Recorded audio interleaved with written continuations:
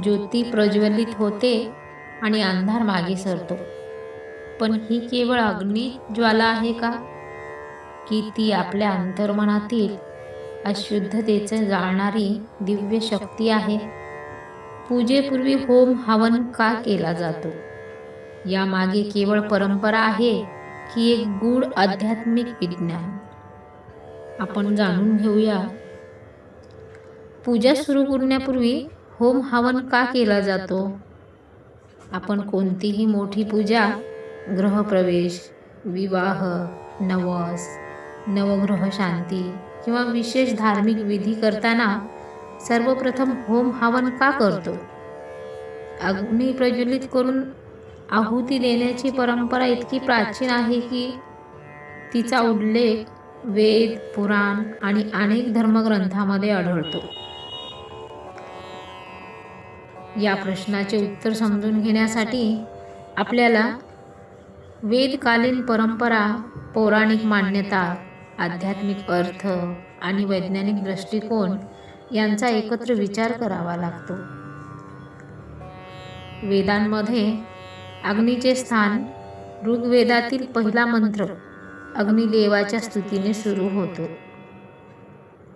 अग्नीमुळे पुरोहितम याचा अर्थ असा की अग्नी हा देवतांकडे संदेश पोहोचवणारा पुरोहित मानला जातो. वेदांमध्ये अग्नीचे 3 मुख्य रूप सांगितले आहे.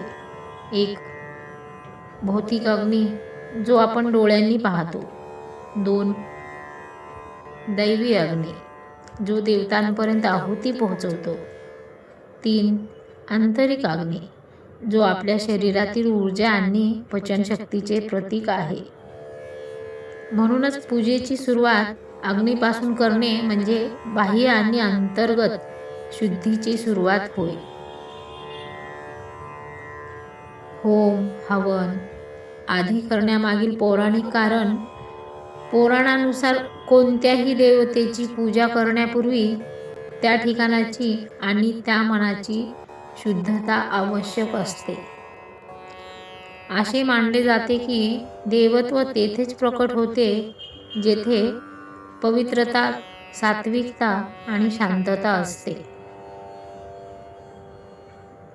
हवन केल्यामुळे वातावरण शुद्ध होते, नकारात्मक ऊर्जा कमी होते, मन एकाग्र होते, संकल्प दृढ होतो.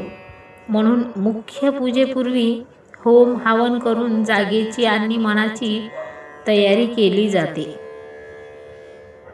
अग्निदेवताचा दूत. शास्त्रानुसार अग्नी हा देवताचा दूत आहे. जेव्हा आपण स्वाहा म्हणत आहुती अर्पण करतो तेव्हा ती भावना अग्नीमार्फत देवतांमार्फत पोहोचते असे मानले जाते. स्वाहा म्हणजे पूर्ण समर्पण. फक्त वस्तू नव्हे तर आपली भावना, शुद्ध आणि संकल्पही त्या अग्नीला अर्पण केले जातात. शुद्धीकरणाचा आध्यात्मिक अर्थ. अग्नी सर्व अशुद्ध वस्तू जाळून टाकतो. हीच संकल्पना मनावर लागू होते. हवन करताना आपण प्रतिकारात्मकरित्या क्रोध, मत्सर, भीती, अहंकार याचा त्याग करतो. अग्नी म्हणजे परिवर्तन. जो काही जाळतो तो नव्याने जन्म घेतो. वैज्ञानिक दृष्टिकोन. परंपरागत हवन सामग्रीमध्ये तूप, लाकूड, गुगल, लुबान, कपूर आणि विविध औषधी वनस्पतींचा वापर केला जातो. अनेक अभ्यासानुसार या घटकांच्या धुरांमुळे वातावरणातील काही सूक्ष्म जंतू कमी होऊ शकतात. त्यामुळे वातावरणात शुद्धता आणि सुगंध निर्माण होतो. मानसिक आणि भावनिक परिणाम. हवनाच्या वेळी मंत्रोच्चार, अग्नीची ज्योत आणि सातत्यपूर्ण लय यामुळे ध्यानासारखी अवस्था निर्माण होते. मन शांत होते आणि विचार स्थिर होतात. स्वाहा म्हणताना आपण आपले नकारात्मक विचार सोडण्याचा प्रयत्न करतो. ही एक प्रकारची अंतर्मनाची स्वच्छता आहे. पंचमहाभूतांचा संतुलन. अग्नी हा पंचमहाभूतांपैकी एक आहे. पृथ्वी, जल, अग्नी, वायू आणि आकाश. हवन करताना अग्नी प्रज्वलित होतो, धूर वायूमध्ये मिसळतो, राख पृथ्वीवर पडते, मंत्रांची ध्वनी आकाशात गुंजते, तूप आणि जलाचा उपयोग होतो. यामुळे पंचतत्वाचा समतोल साधला जातो असे मानले जाते. प्राचीन काळातील यज्ञ परंपरा.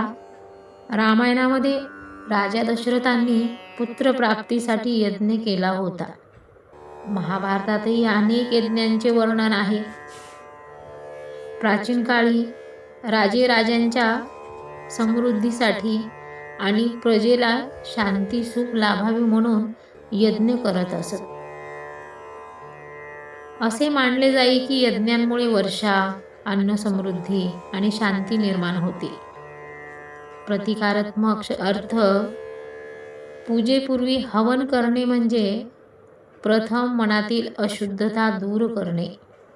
मन शांत आणि स्वच्छ झाल्यावरच देवतेचे आवाहन करणे योग्य मानले जाते. ही प्रक्रिया सांगते, पहिले अंतर्मन शुद्ध करा, नंतर प्रार्थना करा. गृहस्थ जीवनातील महत्त्व. गृहप्रवेश, विवाह किंवा नवीन कार्य सुरू करताना हवन का केले जाते?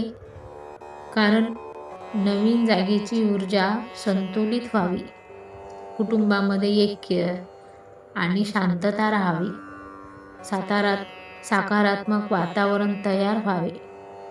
हे केवळ धार्मिक कर्मकांड नसून एक सामूहिक ध्वनीची प्रक्रिया आहे. अंतर्मनातील हवन. खरे हवन बाहेर नसून आत घडते. जेव्हा मनुष्य वाईट सवयी सोडतो, संयम ठेवतो, क्षमा करतो आणि योग्य आचरण करतो, तेव्हा तो आपल्या अंतर्मनामध्ये हवन करतो. निष्कर्ष. पूजेमध्ये होम हवन प्रथम करण्याची परंपरा ही केवळ विधी नाही, ती एक सखोल आध्यात्मिक प्रक्रिया आहे. यामागील उद्दिष्ट अशी आहेत: वातावरणाची शुद्धी, मनाची एकाग्रता, संकल्प दृढ करणे, देवतेपर्यंत भावना पोहोचवणे, नकारात्मक त्याग.